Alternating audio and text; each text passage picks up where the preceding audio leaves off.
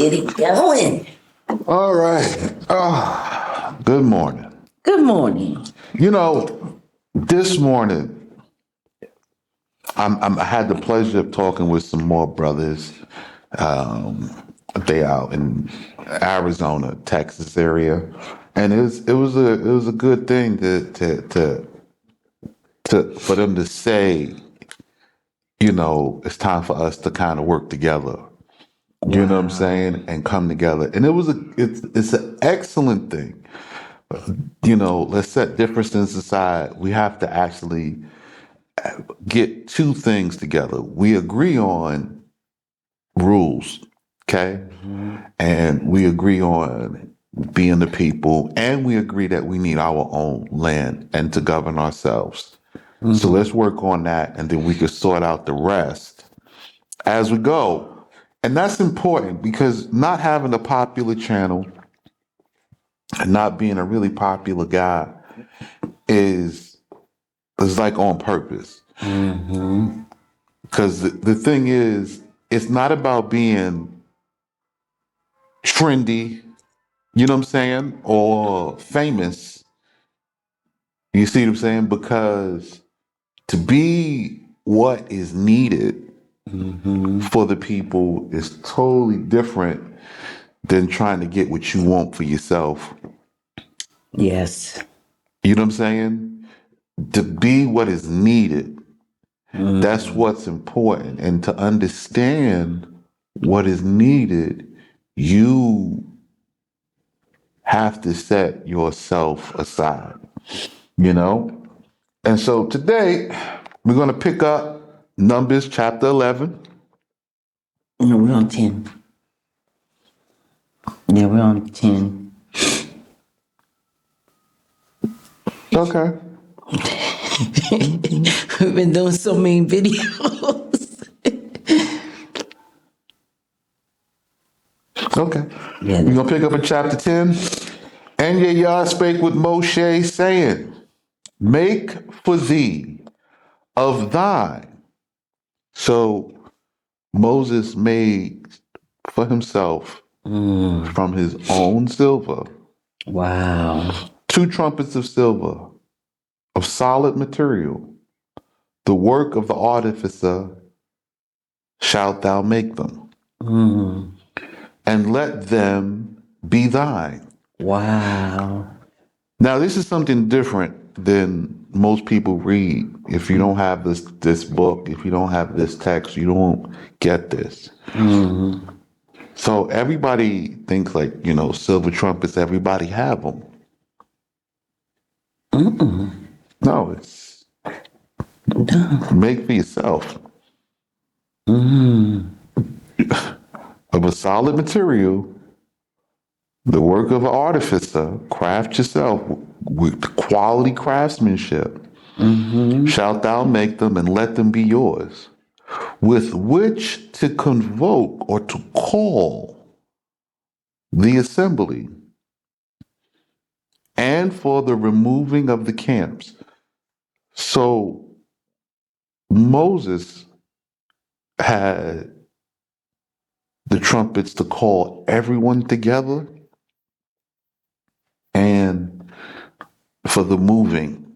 And they were Moses's, and that was it. Right.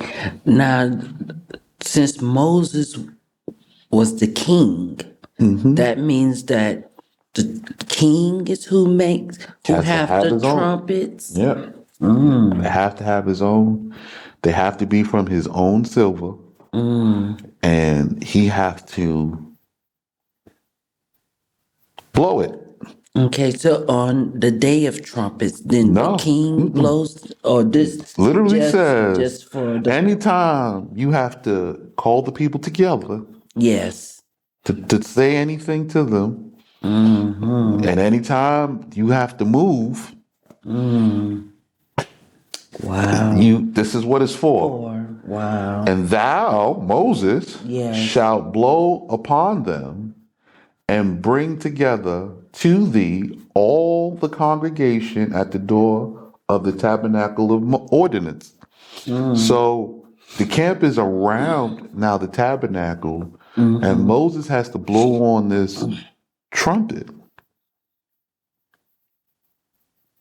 Wow. blow on a horn to get everybody around. Wow.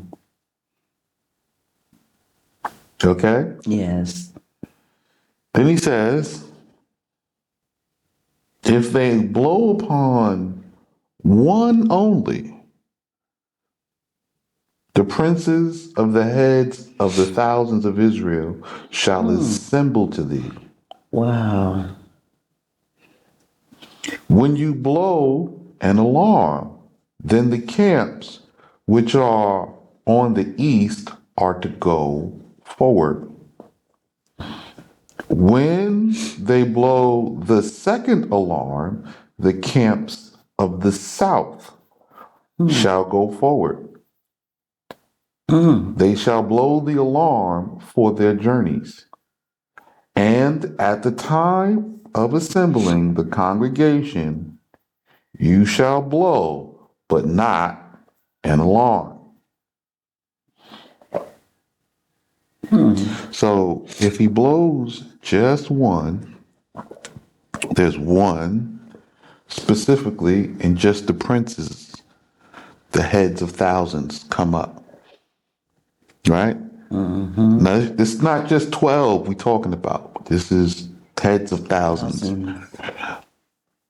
All the heads of thousands coming up. We having a leadership meeting. When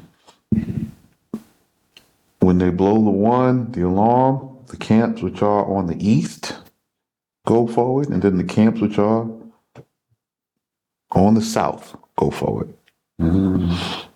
Right? The sons of Aaron, the priest only, shall blow with the trumpets, which shall be to you for a perpetual statute for your generations. So these are Moses' trumpets, right? Now remember, these are Moses's for Moses, Right. and the only people allowed to blow upon them, beside Moses himself, It's Aaron. is Aaron and the priest. The Aaron, sons of Aaron. the sons of Aaron, the priests.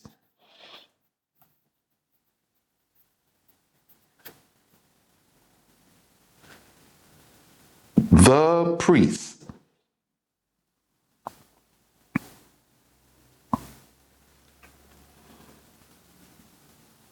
For a perpetual statute for your generations.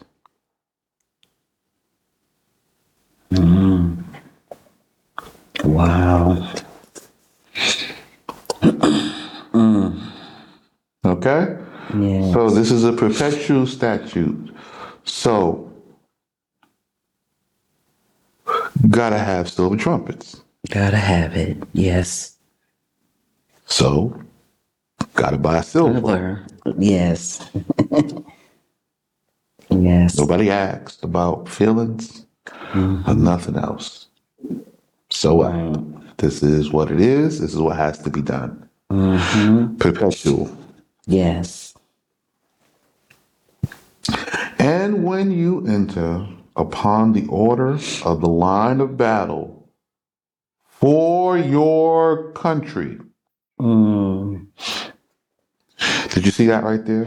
Yes, I did. When you enter upon the order of the line of battle for your country.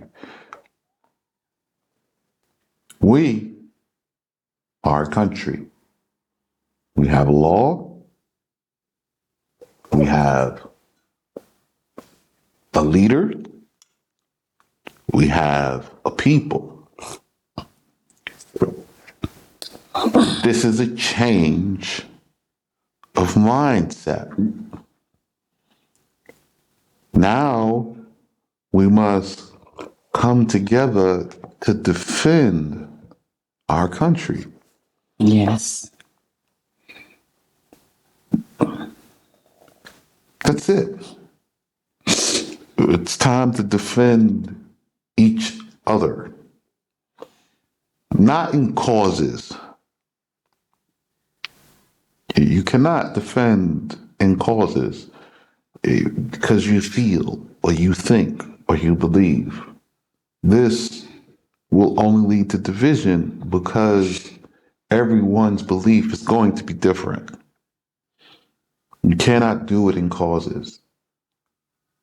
But by a law, there is a rule governing how and why someone acts in a certain way. Everyone respects another country's law. And if you buy your land, your country now have a law. This is why we tell everyone who is with us that we are buying land corporately as a group, as a community, as a country. This way, the land belongs to the country and to its law. Right. And, key word, we must buy the land. It's not like when Joshua and them that we go to war to get our land. We have to buy our land. We have to buy it. And I don't understand why is that so hard for people to understand that we have to buy it. This go round of the Exodus, we have to do something. Well, again, different. It's the instruction is in different. learning how to buy land, right? I know what most people's problem is. They value the money and they believe the money, whatever they get with the money, is their possession. That's what they believe. But there is no possession without land. The TVs, the phones, the cars, all of the stuff that is movable is really not a possession. Those are just things, commodities. They are movable goods. They are here today. They are gone tomorrow. They do not retain or hold any value. The land, however, its value is immeasurable. So this is why it begins with buying the land. Where do you buy land? Isaiah makes it clear to buy land in open Arab cities. Yes, it does. Why Arab cities? Because we are brothers. We are the same people. We are related. Right. Whether you believe it or not, whether you accept it or not, whether you like it or not, that doesn't matter to me. I'm telling you what the instructions are. And if you don't accept the instruction, you are doomed. Right. All right? Yeah. Because what must understand, our family members who we are connected to has nothing to do with the color of the skin. It is whose father's house we come from. Well, it does have to do. I mean, some don't accept Arabs because of their complexion. It does have to do with color of the skin, right? Right? But all skin folk ain't kinfolk. Yeah. And there are kinfolk that's not skin folk. So I got cousins, they look very light, passing for white. But They still Yeah, my cousins. cousins. Right. Still my cousins. Right. I got cousins that's very dark. They Right. still my blood cousins. Mm-hmm. Okay? I can tell you who not my cousins. Okay? Mm-hmm. None of them are of European descent. Right. Okay? Mm-hmm. There's a variation within all families. Like, okay, some of them do speak Spanish. Yes. Some of them speak Igbo. Some of them Right. speak Xhosa. Some. How do Mm-hmm. you get there? You start to when you start pulling your family tree together from the places it has been scattered, you're going to see that now there is a very wide variation. Mm-hmm. However, I'm not pulling in just my immediate family. Mm-hmm. I'm pulling in the greater family, the actual nation, the actual country, the actual tribe. And we're going to lose people. And that's what it costs to actually have the nation. It's going to cost us some people. We're going to sacrifice some people. Mm-hmm. How are you going to sacrifice them? We're going to leave them there. Mm-hmm. We're going to leave you wherever you believe you belong. We're going to leave you there. We're going to let you go. And you're going to go to the places wherever you think you should be. Mm-hmm. We're going to leave you crying to people that you feel you're supposed to cry for to get whatever it is you believe you should get. And we're going to allow them to do to you whatever it is they want to do in those places because you didn't follow instructions. I'm only responsible for those who follow the instructions. Mm-hmm. Okay? So again, when you enter in the order of the line of battle for your country with oppressors who oppress you, then shall you blow the alarm on the trumpets, that the remembrance of you may come up for good before Yah your Allah, that you may be delivered from your enemies. Okay. Okay, now when it says blow the alarm, because it even said it before, is there a certain way you blow the horn, That's or up it's to the like, it's up to uh the blower. oh, okay, You see, so it's a good time to tell people about where creativity sit. mm-hmm. Okay. So the Most High spells out a lot of things Yes, in details, mm-hmm. right? But what he doesn't spell out in detail, he leave open for creativity. Okay, You see? mm-hmm. So let's take this horn blowing. It's Moses's horn, and Moses gonna blow it the Mm-hmm. way Moses blow it. Okay, And he's gonna assign something that he can do. okay, okay, This is my call for this. It's consistency. okay, This is my call for this is my call for that. Like a husband calls his wife. mm-hmm. The wife know the call when she hear it. Okay, So this is Moses' call. And everybody will agree because when Moses call you, you're going to do the Moses call. You're going to blow that horn the way Moses wants you to blow it. And it can change from leader to leader. mm-hmm. So there'll be a Pacific blowing of the trumpet for the call of the prince. There'll be a Pacific Right. for alarm. And Okay. where it's specified, it says there's only one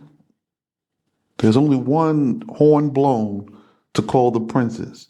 What song that is, what melody, if there is a melody, Mm-hmm. that is on The leader. the leader. Okay. But he specifies there's one for this, and Right. there's more than one or two, Two. you know what Okay. I'm saying, for another thing.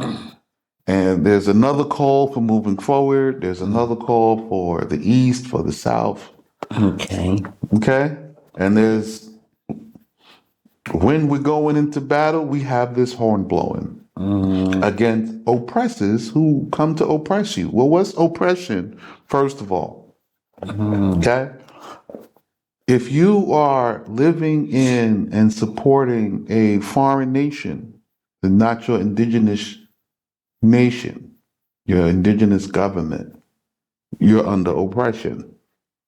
I don't care where you are. If you're in Nigeria, if you're in South Africa, if you're in South America, North America, Asia, if your money isn't going into buying the land for your people to return back, you're under oppression. If they're taking taxes out of your check because you're working somewhere else and you're not supporting your nation at home, you are under oppression. Okay? You're under oppression, right? If you don't know where home is, you under oppression. Okay? If you are fighting with other peoples to be accepted, you're under oppression. You're under oppression, right? White people in America are not under oppression. They have every right and privilege under their government to get whatever it is they want to get from their government, and their government gives it to them. Because it's their government. Their government. Yeah, and that's the way all governments work. Every government over a nation is giving his own people an advantage according to his beliefs, his system, how he sees fit. He's given his family and his people an advantage. That's every government. I don't care who you are or where you come from. The land that they occupy is their land, and you have to fight against colonizers. You have to fight. You have to hold your traditions, your customs, your beliefs. You have to fight colonizers. You have to undermine them at every turn. You actually have to terrorize them because it's only through fear that they give you any amount of respect. So if you ain't a threat, they really don't They care. don't care. You can march, you can talk, you can cry, right? They cry about talking when they lose something, right? We could have used diplomacy. There could have been a better way. They only do that when there's like they cry about diplomacy when they losing stuff. When they're on the losing battle. Wow. You see, so Wow. that's diplomacy. Yeah. If they losing, no, no, no, no. We there's a diplomatic way we could talk. We can be civil. You can't be civil with the uncivilized. It's not possible. Okay. And verse 10. And in the day of your rejoicing, and in your solemnities, and the beginning of your months, you shall blow with the trumpets over your burnt offerings and your consecrated victims, and they shall be for a good memorial to you before Yah your Allah. For Satana shall be troubled at the sound of your jubel notes. I am Yah your Allah. So the Most High is telling them now, you have to make these silver trumpets. This is what it's for. In the first of the month, which means on the new moon feast, we're blowing these. We're blowing these on the festival days. We're blowing these, right? Wow. And in the days of rejoicing. So, like on weddings, Right. we're blowing the horns. It's a celebration time. We're making some noise. Okay? Wow. It's over the sacrifices of burnt offerings and consecrated victims, right? So here you're seeing another layer in regards of the sacrifice victims, the offerings and So now stuff you is another see. layer. So you'll say to yourself, okay, so what is the king doing while the priest is doing the sacrifices? This is what he's doing. He's playing the horn. Wow. He's playing his Jubel notes, right? I love horns. If you listen to my music, you hear horns in it, I was getting ready to say that's right? your natural thing is My thing is horns. horn, right? When I was younger, I played trombone. I tried trumpet, but the armature is too little. I got Yeah. these big lips. But the trombone, you know what I'm saying? I can hit a little slide on the trombone. I can hit a little slide. And as well as how you are able to detect in someone singing If like the horns, the horns, Tekoa tribe. they sound like horns. Also, like my dad played horns. So trumpet playing, horn playing is like it's generational. It's passed down. All Wow. right. And it was in the second year, the second Second month, month. which is the month of ER, the 20th day of the month, that the cloud of glory was uplifted from above the tabernacle of testimony, and the children of Israel went forward upon their journeys from the wilderness of Sinai, and the cloud of glory rested in the wilderness of Paran. Now, so they left from Sinai and they're going now to Paran.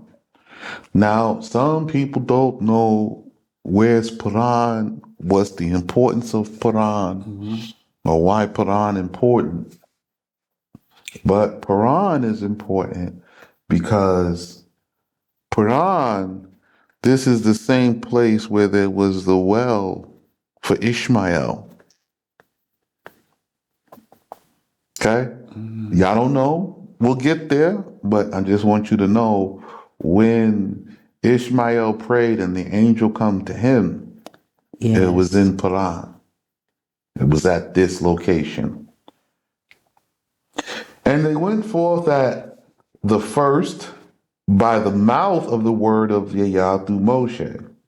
Okay, so this is their first moving. The Most High just gave them the instruction. Here we are now, again, in the second month, the second year. So they made the trumpets in the first year. And now they're moving and getting situated now in the second year, right? And so here's their first moving with the trumpets, practicing. The Most High moved the cloud went up, he's blowing the horns, they get the camp together, they're moving. It's the second month. Why they didn't move in the first month? Because they have a lot of festivals to do. The Most High is not a fool. Okay? They moved in the second month, and you notice it's the 20th day of the month. Why is that important? Because the other people had to do The past Pesach. the makeup Pesach.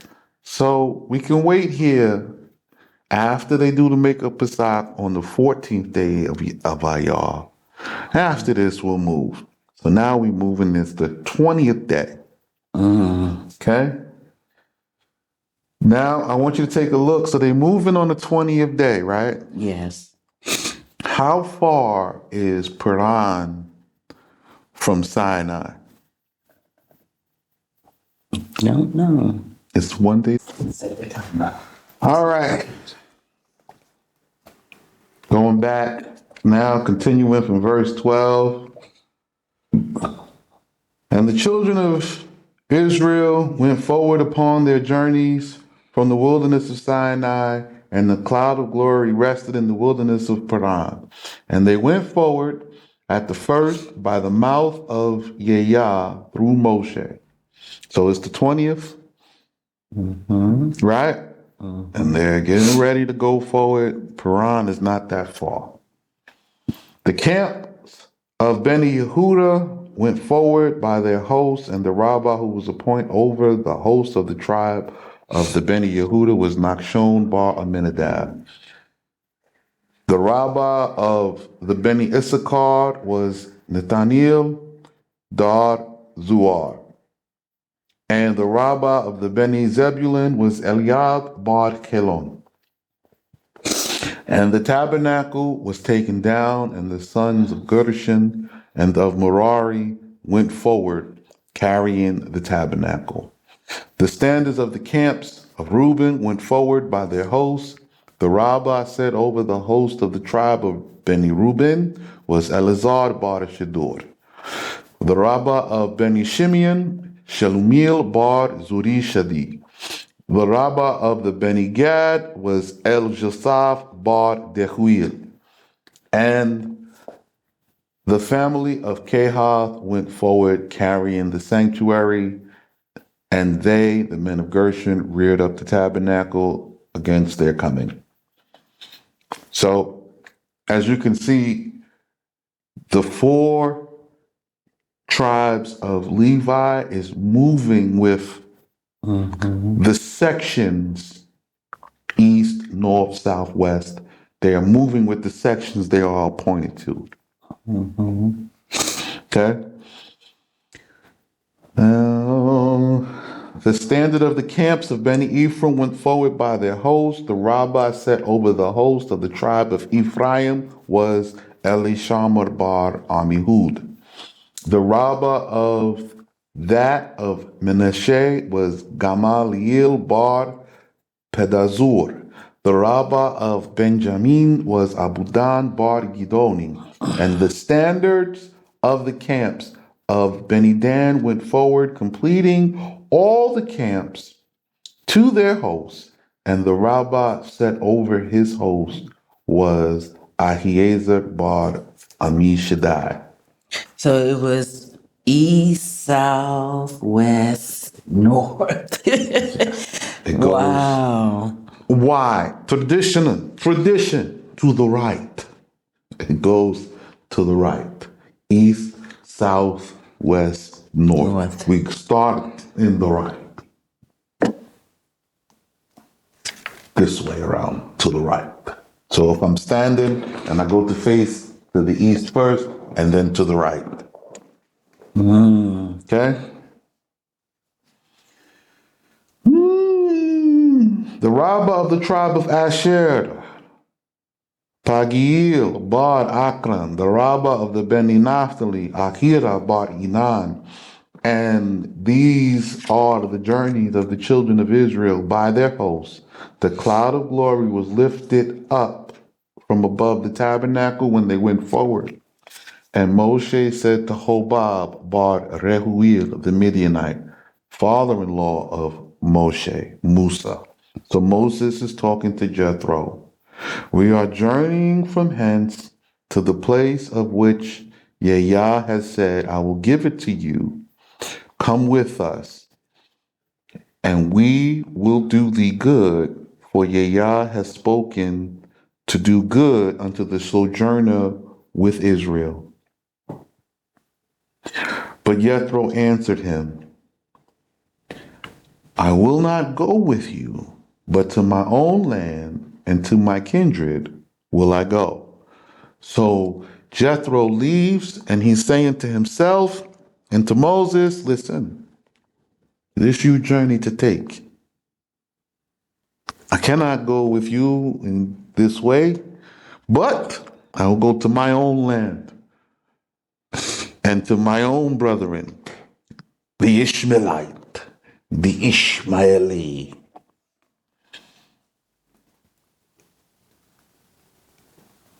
But he said, do not now leave us, for when we were encamped in the wilderness, thou knewest how to judge and didst teach us the method, right? Or the business of judgment.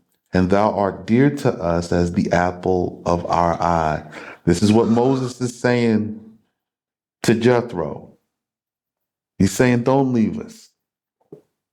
When we were encamped, you knew how to judge. And you did teach us the method of the traditions of the customs of judgment. So Jethro, the Bedouin from Midian, the Ishmaeli, is teaching now, taught them the covenantal traditions of the judgment that was passed down to him. And now the children of Israel coming out of Egypt have adopted it back. But it was taught by Jethro, who we call Hobab. Just, Jethro.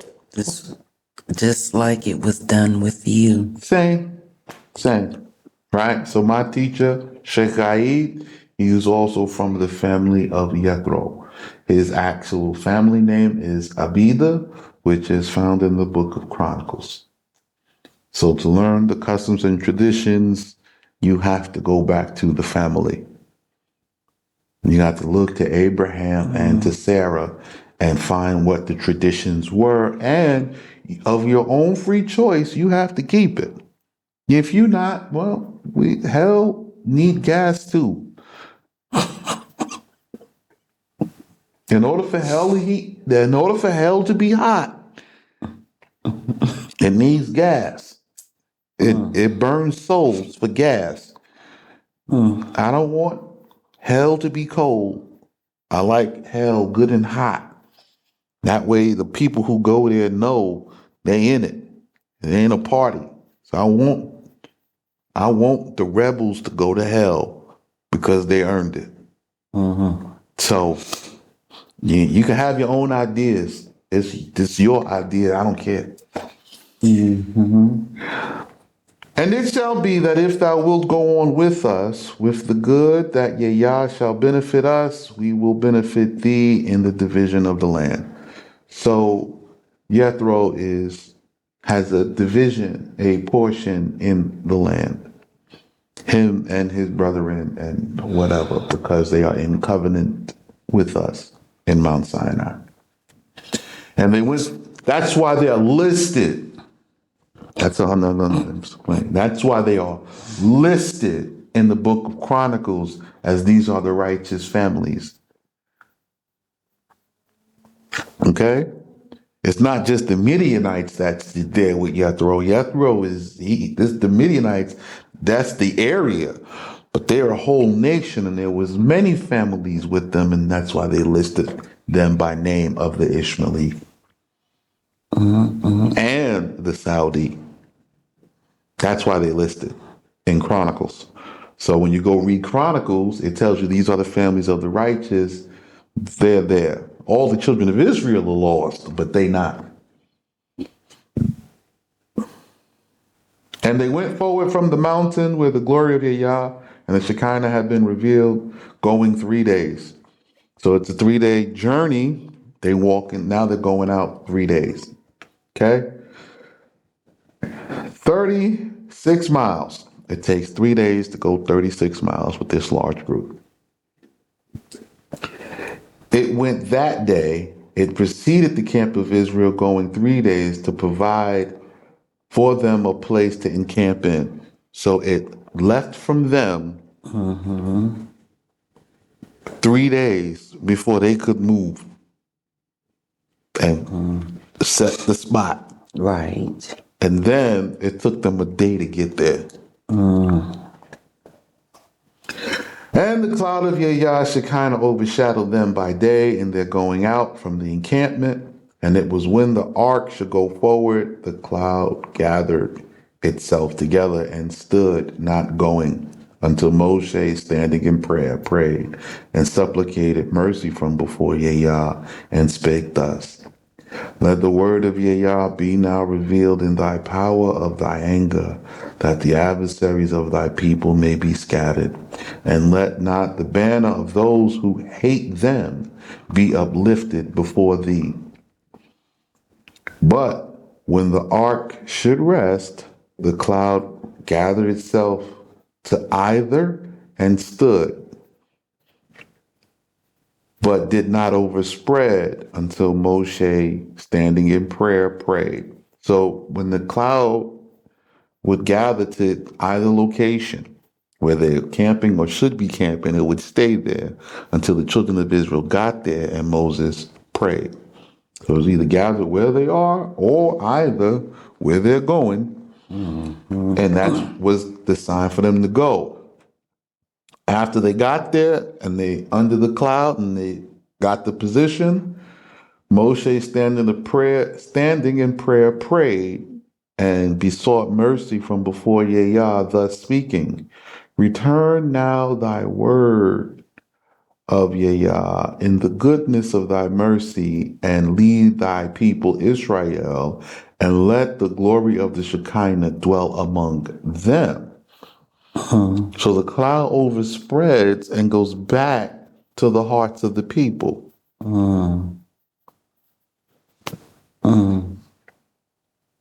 What? Yeah, it leaves from the people and leads them following the instructions of the king. Then again, by the king's supplication, is redistributed back to the people. So the people to be led now in their day-to-day actions.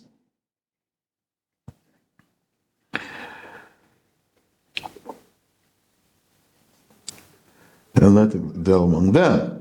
And thy mercy with the myriads of the house of Jacob, and with the multitudes of the thousands of Israel. I'm going to press on now to chapter 11, because we need to deal with an issue, because the camp is here, right? Yes. We have clouds here, not the spray kind. They got spray clouds in America. But there were wicked men of the people. Okay? This word wicked, we're getting a judgment before we even know the situation. Yeah. So we're going to hold off on why they wicked. Okay. So we're going to just see what is stated against them. Then we'll see whether or not they wicked. Okay. Right? Yes. Because you don't know these men, so I can't call them wicked yet. Yes. Who being discontent, okay, they were dissatisfied, right, with the social and political situation. Okay? They didn't like the new organization. They didn't like the new way they had to move. They didn't like the reordering of things. Because in gathering people back, I guarantee you, when they come back from Ghana and from Nigeria and from Mali and from Tanzania, and when they come from South Africa, Ethiopia, and wherever else they come from, Egypt, everybody's got a better idea about how things should be done, right? When they come from all over America, everybody from every area, every state is going to have a different idea about how things should be done. Guess what? We're not doing it by none of your ways. We have an instruction.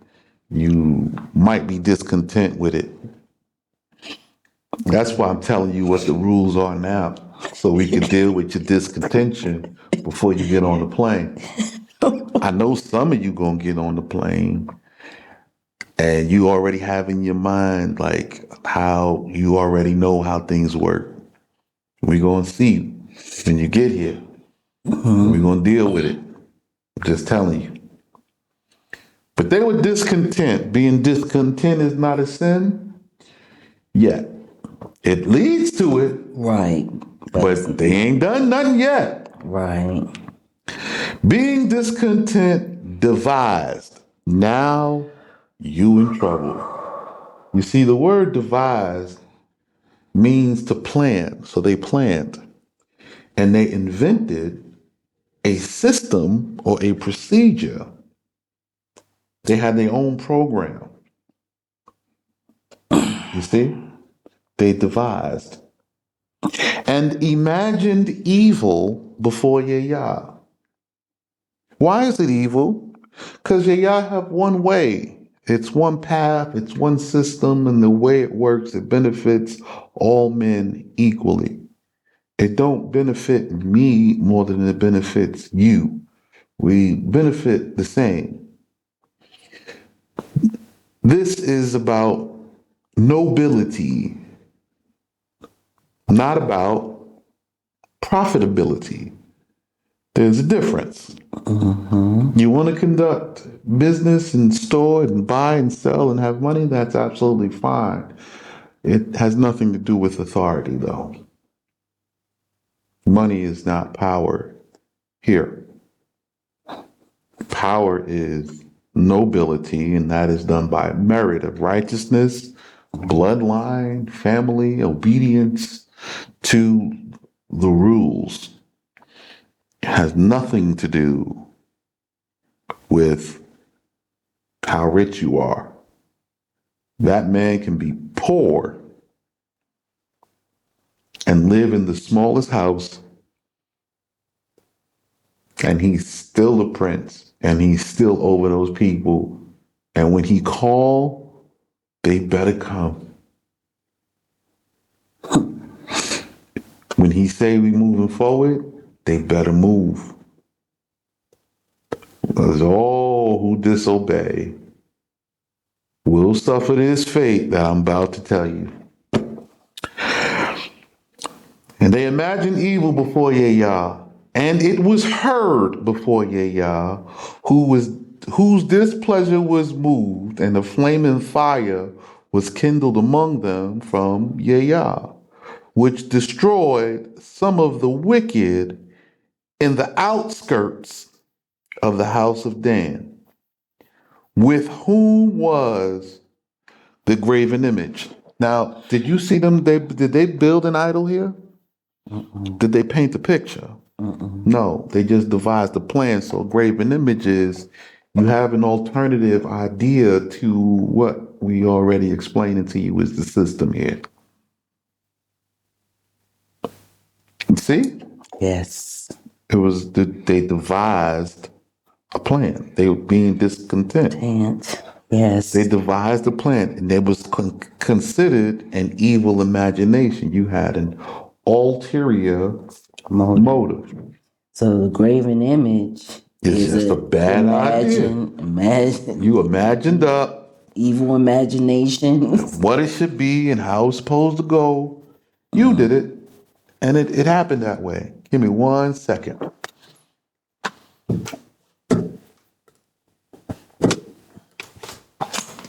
All right. So this was an imagined idea.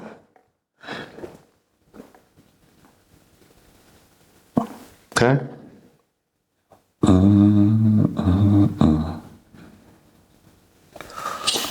So they moved from Paran 3 days. And now they're going, and these people, they tents burst into fire. You know, the Most High's got a pillar of fire. It's a fire at nighttime, and it's a cloud in the daytime, and they carrying hot coals. A hot coal or something jumped out. The fire went all the way over there to where they were. They were on the outskirts. They not in the front. No. They not nowhere close. They was way on the outskirts, and the Most High hit them. Yeah, they're in the back. For plotting to do outside of what was here. They tried to bring in something new. Okay. And the people cried to Moses to pray for them, and Moshe did pray before Yah, and the fire was extinguished where it was. That means it only burnt them and only them. And he called the name of that place enkindlement. Esh, fire. Because the flaming fire had been enkindled. From there from before Yah. And the strangers who had gathered together among them demanded with demand, and they turned and wept. And the sons of Israel said, who will give us flesh to eat? We remember the fish which we had eaten in the west, Mizraim, freely, without being restricted by a prohibitory precept. So they remembered they could eat all the meat they want without restriction, All the fish. without a precept. The fish and the meat. So now there's a precept governing meat. Mm-hmm. Is there a precept governing meat? Yeah, absolutely. Yeah. You didn't read it, but they were given pheasant once a day, only at night.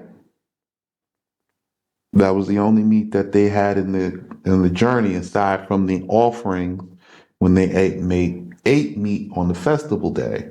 Mm-hmm. If they had milk, then they couldn't have any meat. Mm-hmm. So if you were doing any type of cheese, they couldn't have that. If you've been following these classes long enough, you will see this is what it was. Okay? So this is the situation. There is a precept governing when you have meat and when you don't. Mm-hmm. And when you're not doing the sacrifices or they didn't have any meat, you're going to eat vegan.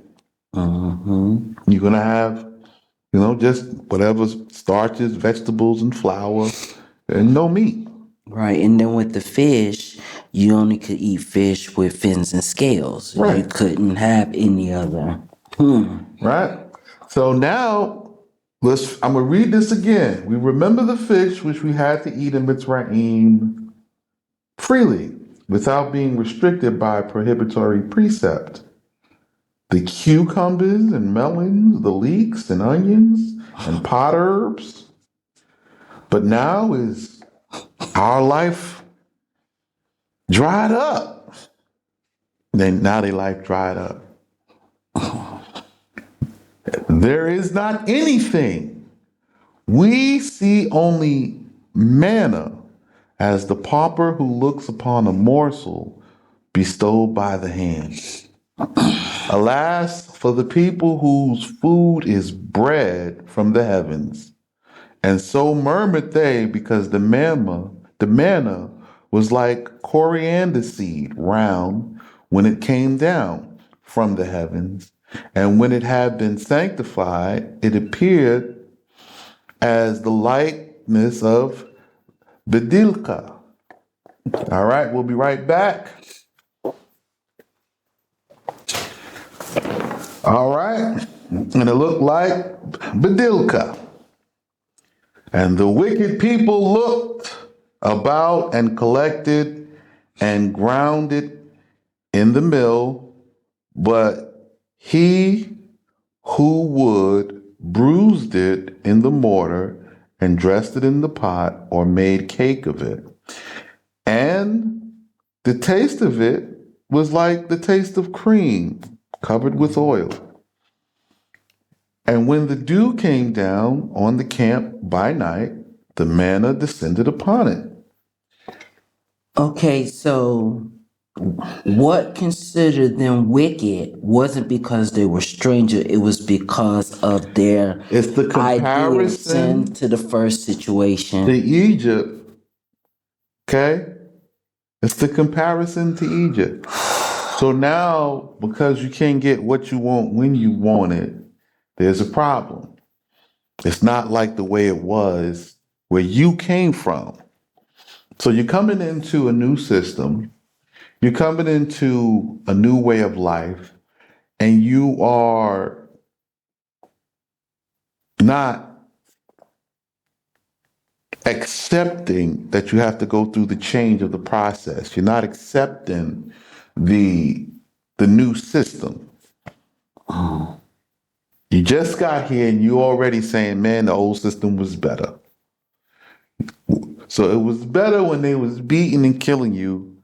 It was better when you were being policed just because you can go to the store and get old fish and old meat and the scraps left from the masters. This was better. Right, and the comparison and complaining And was a now, slap in the face that and yeah, now I was way. you're about to get a whole country and you're getting ready to learn how to produce for yourself and have a future, and you now upset because you got manna. All right, let's see what Moses got to say. And when Moses heard the people lamenting with their neighbors, so this is the buzz. This is what they whispering and talking about. Who had gathered every man at the gate of his tent, and the displeasure of Yah was strongly moved, and in the eyes of Moses, it was evil. So the Most High is getting upset, right? He's getting ready to move, and Moses is looking at what the people is doing, and this is what he sees.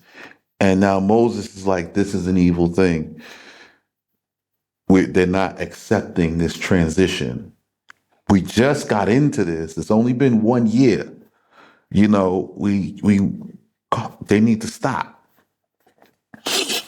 And Moses said before Yah, why hast thou done ill with thy servant? Or have I not found mercy before thee, that thou shouldest have laid the toil of this people upon me?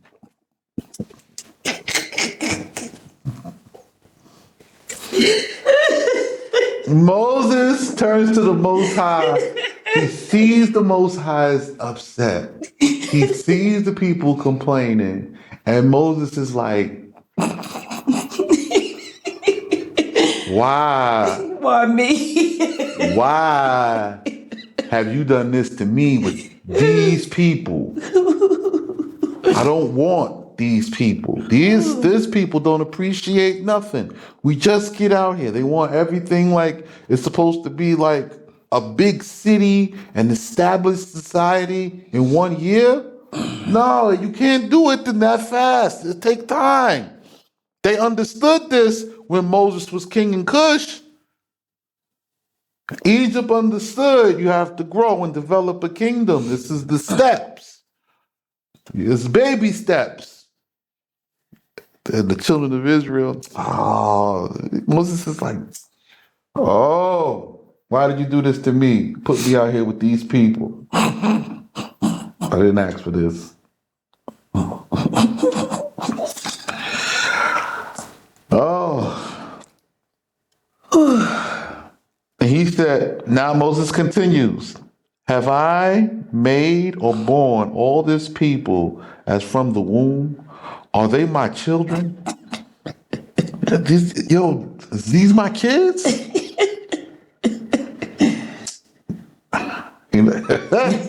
Thou saidest to me in Mitzrayim in the west, bear the toil of them, bear the work of them with thy strength, as the instructor of youth beareth. So as the youth instructor, I'm supposed to work with them. Okay? It's supposed to be like teaching young people. Now, if you don't have no experience, I used to be camp counselor, right? I love that job. I used to get it every year, especially in the summertime. Yeah. Working in the sleepaway camps. And you got a group of kids and they're dependent on you, and you teach them all this fantastic stuff like, how to catch fish and how to swim and, all kind of stuff. He says, bear these people like that. I've done that before, so I understand what he's saying. But you have to be organized. You have to have a good team. There has to be some leadership. Yeah. Until they be carried into the land which thou hast swore unto their fathers. Now Moses is now talking real Levitical, this real Levite talk now. He's like, you said carry them into the land which thou swore unto their fathers. They doing all this complaining. I'm a Levite and I don't even get no land.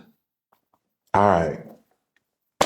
Whence am I to find meat to give all this people?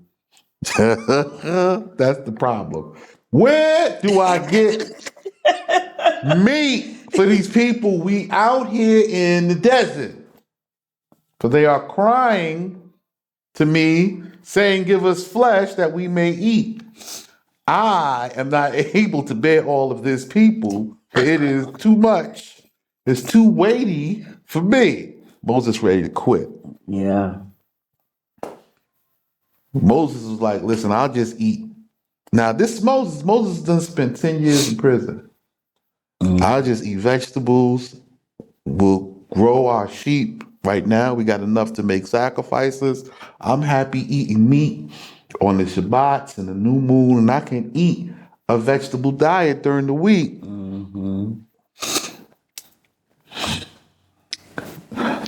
You know, as well as, you know, he has been following the direct instructions The whole time. the whole time. Now, this is like I said when I started this. There's a difference between doing what the people want and doing what they need.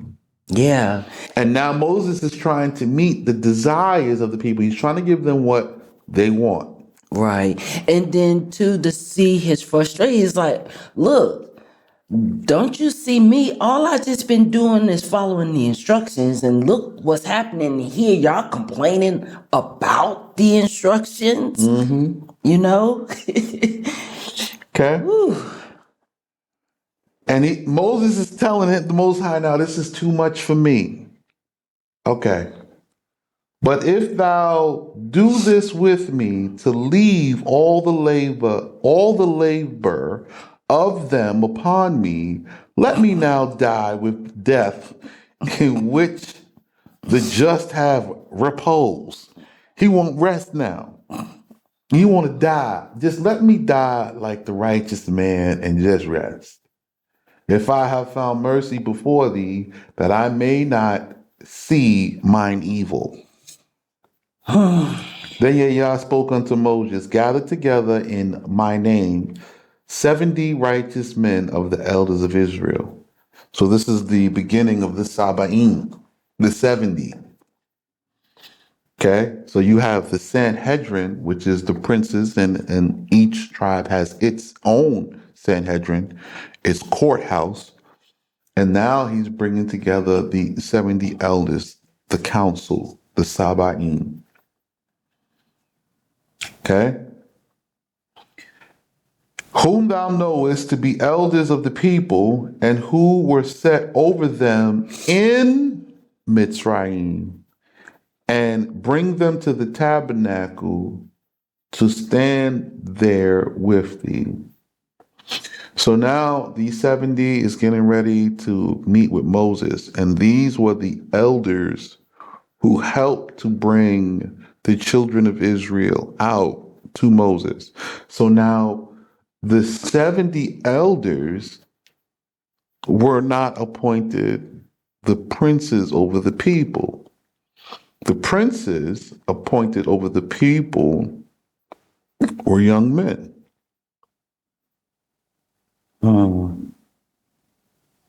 Right?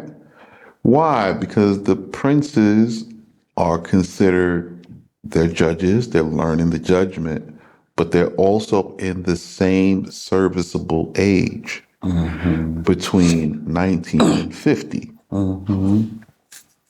Right? So they're leading their people between the ages of 19 and 50, and they are under the observation Of the of elders. the elders, but under the command of Moses, Moses. who is the king. And he don't have a serviceable age. He's there until the most high appoint another. Okay? And I will be revealed in the glory of my Shekinah, and will speak with thee there, and will amplify the spirit of prophecy that is upon thee, and bestow it upon them, and they shall sustain with thee the burden of the people, that thou mayest not bear it alone. So the people want food and meat and this, and everything is coming to Moses, and Moses says this is too much. He's overwhelmed. He's overwhelmed. So Moses says, okay, listen, go gather 70 elders. How many will there be in total? There will be 71. Most High is not going to remove anything or none of that which is upon Moses from Moses. Right. But he's going to amplify. See that word there? Yes, sir. Amplify. So anybody who's ever gone to a concert or been to a music show, the speakers amplify what's going on stage. Yes, it does. You're going to hear the same thing that they hear on stage, amplified louder. Yes. So the same thing the Most High says to Moses, it is now going to be amplified through these 70. And say thou to the people, make ready against tomorrow that you may eat flesh, because you have lamented before Yah, saying, who will give us flesh to eat? For it was better with us in Mitzrayim. Therefore Yah will give you flesh that you may eat. You shall not eat it one day, nor 2 days, nor 5 days, nor 10 days, nor 20 days, for a month of days, until the smell of it cometh forth from your nostrils, and it become a loathing to you, because you have contemptuousness against the word of Yah, whose glorious Shekinah dwelleth among you, and because you have wept before him, saying, why should we have come out from Mitzrayim? So you see the problem here? Yeah. So you came out and you complaining about what the Most High is doing. Now, I want to explain something to you. So we here, right? Yes, sir. We don't eat meat every day, do we? No. Okay. Why? Well, one, we're not the producers of our own meat, Okay. so we don't really have the control That's one part. over. So what she said was we don't have the control. So not having control over the meat, you cannot store it for an extended amount of time. Right. That's one reason. Okay. Okay, that's Yes, one. that's one So reason. instead of us buying a bunch of meat and freezing it and then throwing it out to eat it whenever we feel like it, we don't eat like that. It must be halal. It must be fresh. We don't eat this old stuff, this dead stuff. It has to be same day. Okay. Okay. Why else we don't eat meat every day? Honestly, right now, I can't remember the other reasons, sir. I'm hurting real bad. Okay. So one of the other reasons why we don't eat meat every day is because if you have flocks or herds or anything, there's 365 days. Okay. You can't, if you had 365 chickens Yeah. and you eating them every day, you gone. come up a little short, Right. right? Especially somebody decide they want wings. You know how many chickens got to die because Oh, you wait. want a pack of wings? You want Mm-hmm. 18 wings? Yeah. 9 chickens die because you want 18 wings. Mm-hmm. Never mind the breasts and the legs and stuff. That's Right. just, you just wanted the wings. A Right. whole chicken died because you want wings. Right. So conserving. So again, we don't eat meat every day because it's not wise over your resources. Mm-hmm. But there's also a health benefit.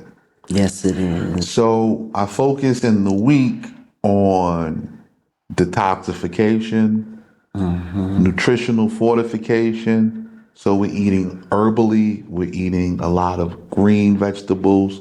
We are focusing on getting the toxins and the parasites out of the body, as well as putting in Mm-hmm. the most nutritious food that we can get our hands on. Mm-hmm. Right? Yes. So with that being said, So what we all must understand, yeah, y'all doing this is not because they wanted meat.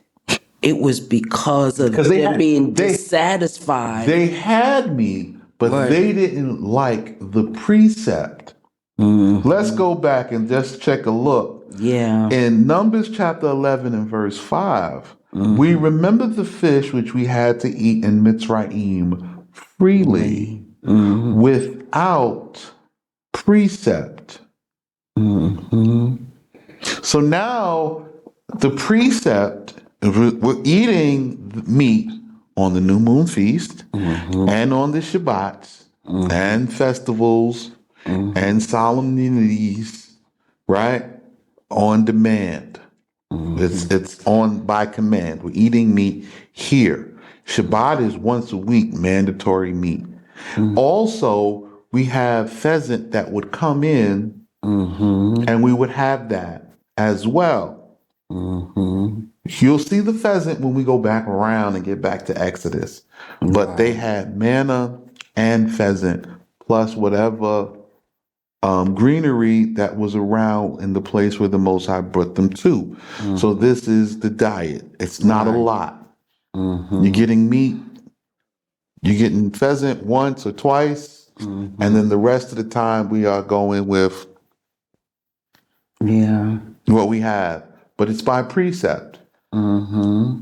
No milk and no meat and cheese. All the precepts concerning food, what we can and cannot eat, when we eating it, everything is by precept, so that everybody is flushing their system, getting in health, getting everything. And Right. now you're not satisfied, Right. thinking the Most High knows what He's doing.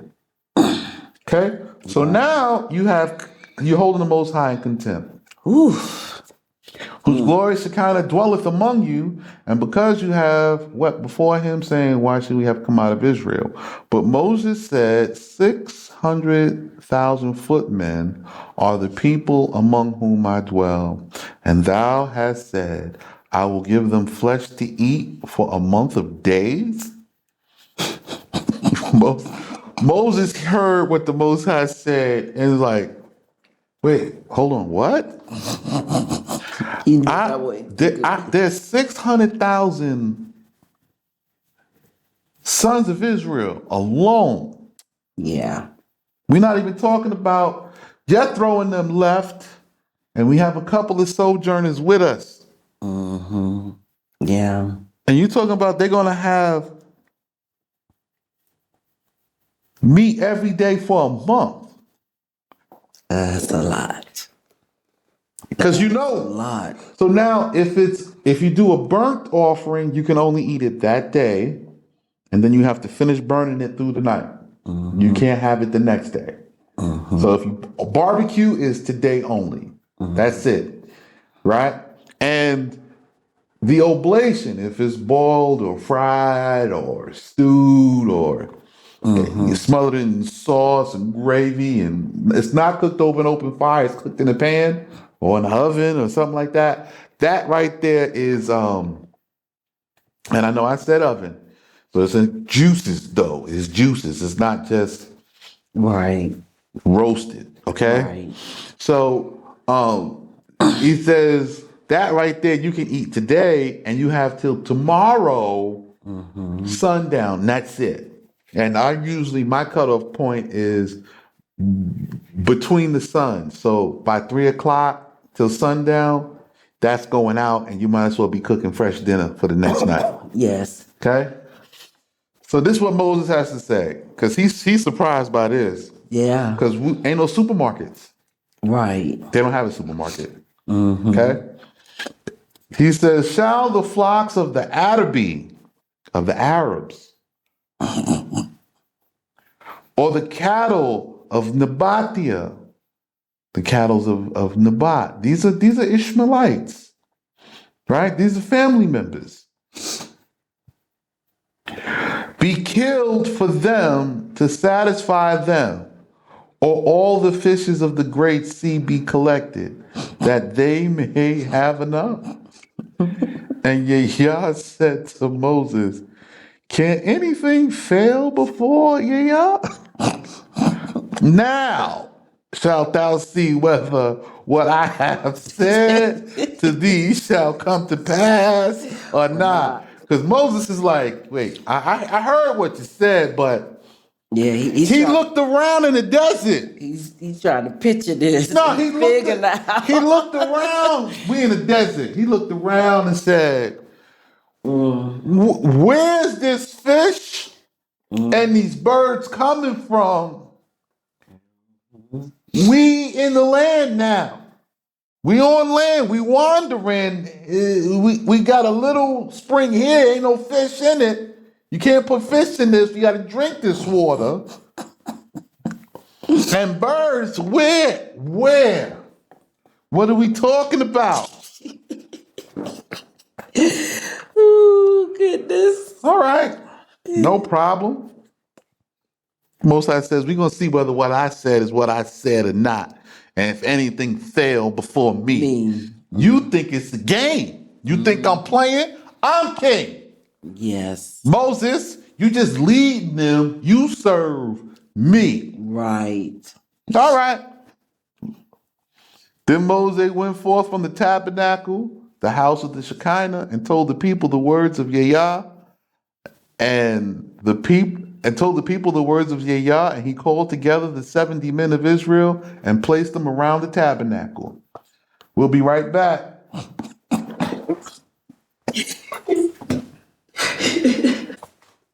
Yeah, he's talking to you. All right. Oh, goodness. So Yahweh said, we're on 25. I know. Okay. "Now thou shalt see whether what I have said to thee shall come to pass or not." Ooh. Boy, I love this conversation. Yeah. You know. And now he's going to invite the 70 other elders to come in on the conversation. You said, what? See, prophecy ain't what y'all think it is. There's what you think it is, divining the numbers for next week's lottery. And that has nothing to do with what the Most High talking about. Ecstatic worship. Yeah, you thinking about ecstatic worship.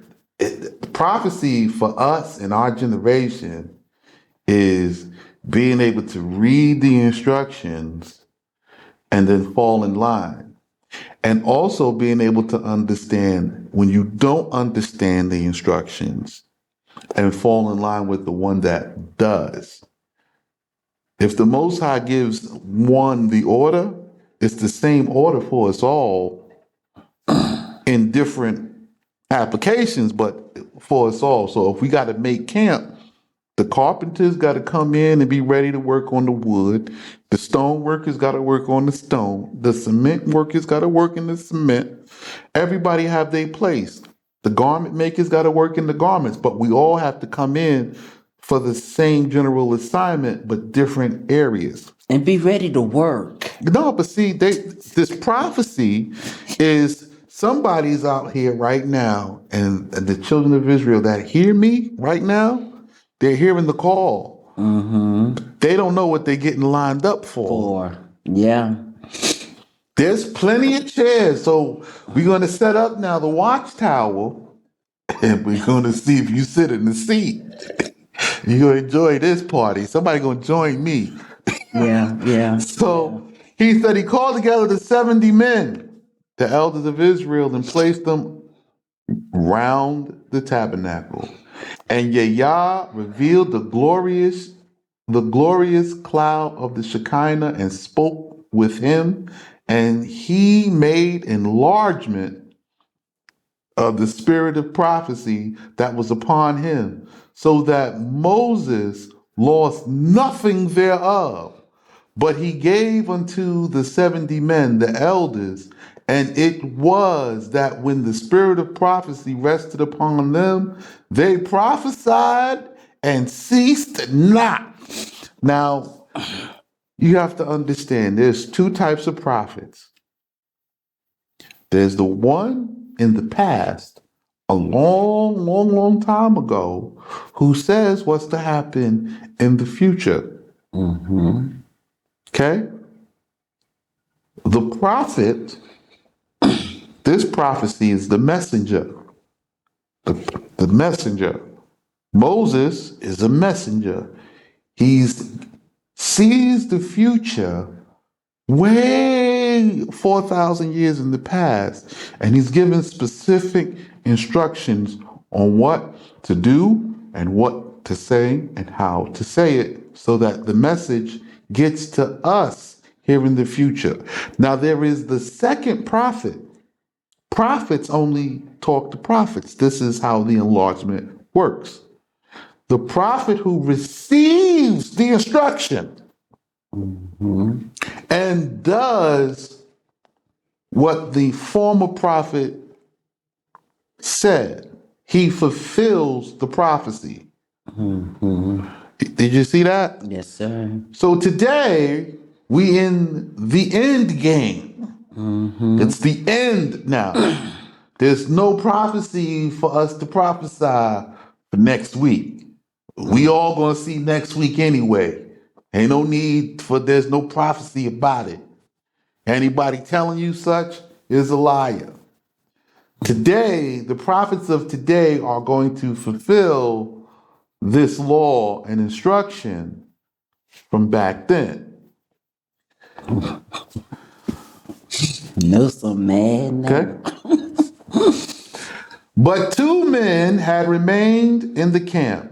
The name of one, Eldad, the name of the second, Medad, the sons of Elisaphan bar Parnak, whom Jochebed, the daughter of Levi, bare to him when Amram, her husband, had put her away, and to whom she had been espoused before she gave birth to Moses.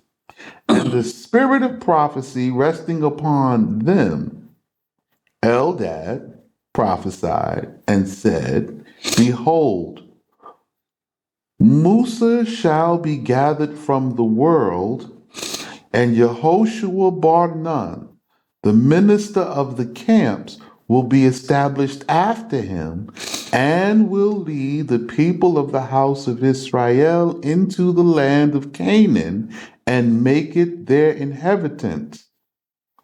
Medad. Now, I need to talk to y'all about this. It's important. We only in the first year has passed. We only in the second year. In the second month. And this is being said. Yeah. It's the 24th day, right? Because they got up on the 20th day, they moved one day, then they waited. It took another 3 days. It's the 24th day. They complaining about food, so we somewhere around this time. Okay? We in the third month. We're talking about It's third month now. It's right after ER. We just coming in this little ER's ending. We coming into the third month. We this around this time. It's in this time. There's no exact date for it. It's just in this time. And they're already, the Most High is letting them know. Why is the Most High letting them know? Because what did Moses just pray? With the revolt. When he said, I'm tired of bearing these people already. They complain about this now. We only in Numbers chapter 11. The first year, Moses has gone through so much and seen so much. He's gone through Korah. He's gone through, it's 1 year. Mm-hmm. It's the first year he went through the situation with Korah. The golden calf. He went through the golden calf situation. Mm-hmm. Aaron's sons died. Mm-hmm. It's the first year. Yeah, he tired. He was already tired. Mm-hmm. And the Most High is now, and then he lost some support. Mm-hmm. Jethro left. Right. Jethro was supporting Moses, and Moses was like, listen, continue with me. You've been helping me with these judgments and conducting this business, keeping these people in the way. He had help. He had support. And now Jethro gone, and it's just Moses and these people. He's got this new administration. He have new everything, and it's tough. Yeah. So he asked to die. The Most High is like, yep. Okay. No problem. Mm-hmm. You brought 70, and there's one yourself. And guess what? There's these other 2. I'm going to add them 2 too. I got plenty. More than enough. All right. Mm-hmm.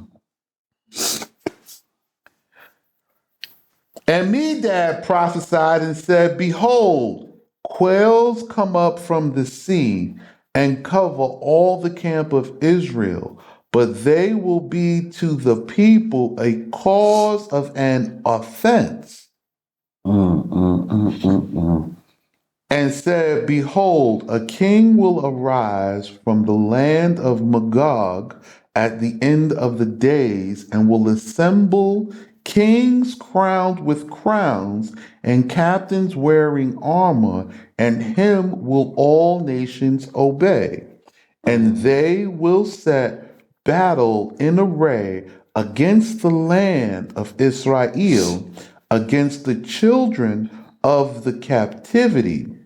But already is it provided that in the hour of distress all of them shall perish by the burning blast of the flame that cometh forth from beneath the throne of glory, and their carcasses shall fall upon the mountains of the land of Israel, and the wild beasts of the field and the fowls of the sky shall come and consume their dead bodies, and after the war of Gog and Magog against the original people of Israel in the land of Israel, fully established, afterwards will all the dead of Israel live again, and be feasted from the ox which hath been set apart for them from the beginning, and they shall receive the reward of their works. And they were of the elders of who stood in the registers among them, but they had not gone forth to the tabernacle, but had hidden to escape from the dignity, yet they prophesied in the camp. Ooh, this is a mouthful. So, I just told you all the end game of, if you're a Muslim, Yuj and Majuj. Okay? They're going to be consumed by fire from the sky. Who's calling it down? I can tell you exactly who it is. In Arabic, they call him the Mahdi. For us, he is the son of Joshua, the son of Joseph. He's from Beni Yusuf. He'll be from Ephraim. Okay? How do you know him? He is my twin, not of the same womb, not from my mother, but he is my twin brother. That's how you'll know him.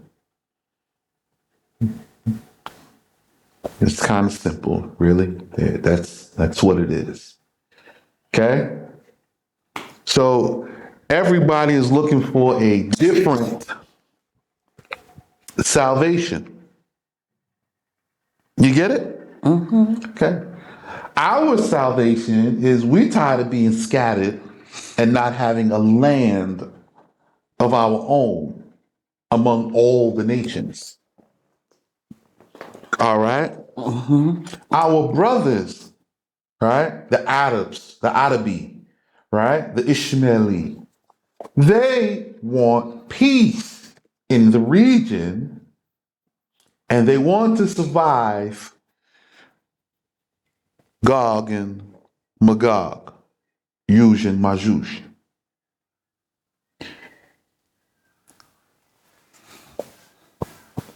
Because of the covenant Yethro make, they get the portion of the land with us and the protection when we destroy Yuj and Majuj and the righteous come back because the covenant the same. All right? Now these two elders was not with the 70 elders. They was just staying in the camp and just trying to just be low key. Okay? Mm-hmm. And now we're going to find out what happened. And a certain young man ran and told Moshe, and said, Eldad and Medad are prophesying thus in the camp. And Joshua bar Nun, the minister of Moshe, answered and said, Rabbi, Rabboni, Musa, pray for mercy before Yah that the spirit of prophecy may be withheld from them. So Joshua was like, Moses,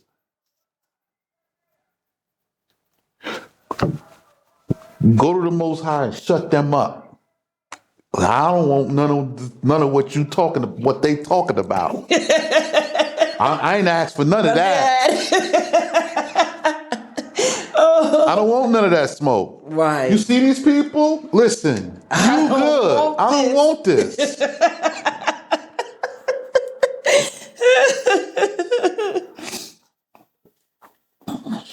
And Moses turned to him and was like, why, Joshua? Because they prophesy concerning me that I am to be gathered from the world and that thou art to minister after me. Art thou jealous for my sake? You jealous for me? Oh, you want this seat? Oh! He said, I would that all Yah's people were prophet. I wish They all were prophets. I wish, oh my God, these people, they don't know nothing. And that he would bestow the spirit of prophecy upon them. And Moshe proceeded to the camp, he and all the elders, and the wind of a tempest went forth and came violently from before Yah. So a tornado came through. Right? So as to have swept the world away. So a tornado hit the camp. Well, not hit the camp exactly, but right. It was around. It. But for the righteousness of Moses and Aaron, it blew over the great sea, and made the quails fly from the great sea and settle wherever there was a place in the camp. So all the quails got blown all over into the valley where they at, and it's full of quails. And this storm is storming all around them, that all the birds is safe with them in this valley.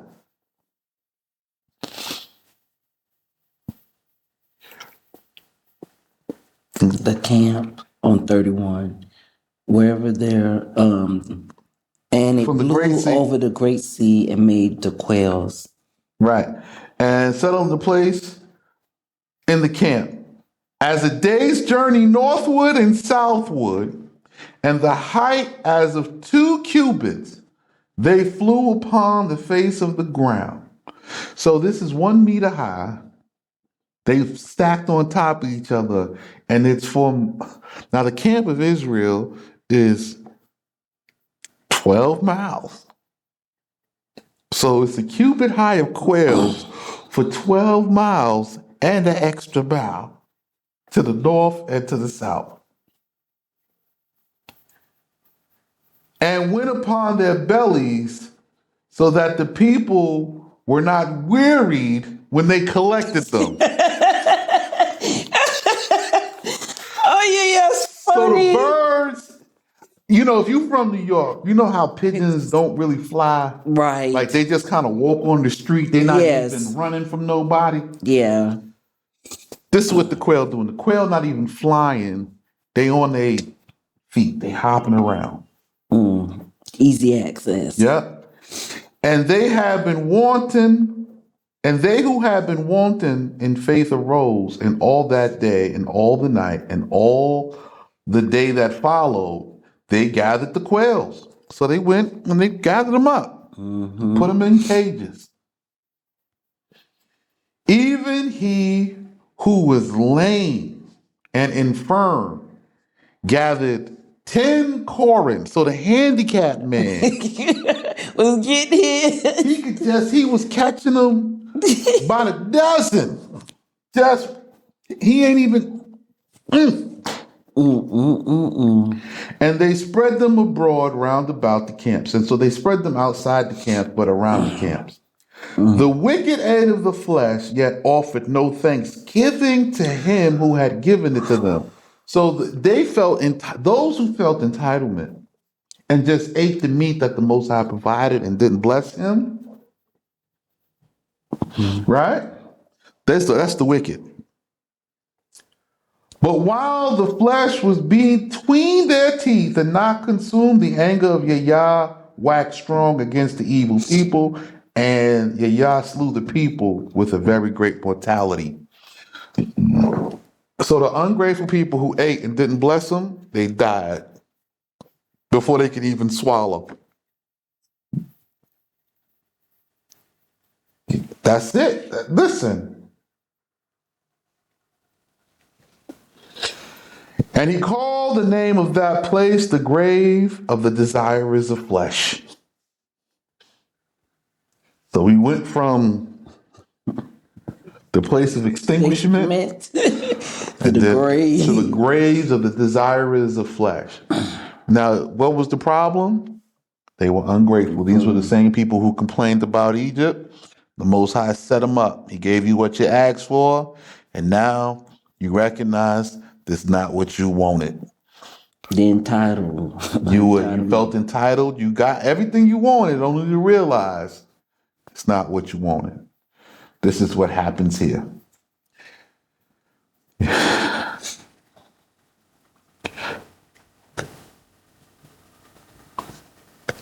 Where am I? We're Hold on. I'm trying to catch myself. 34, 11:34. We're getting ready to read. Okay. The graves of the desirers of flesh.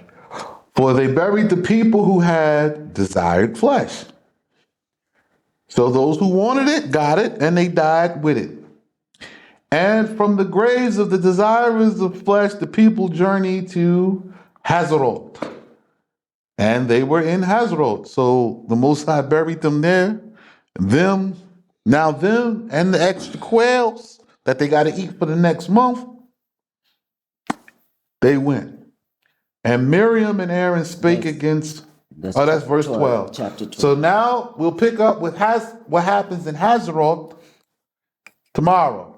One step at a time, one day at a time. Y'all want prophecy. Yeah, y'all gonna get this. We're gonna share. We're gonna join the conversation. Everybody gonna get on their post and get on their job, and they're gonna be doing what they're supposed to do according to this manuscript right here. That's nobility. One step.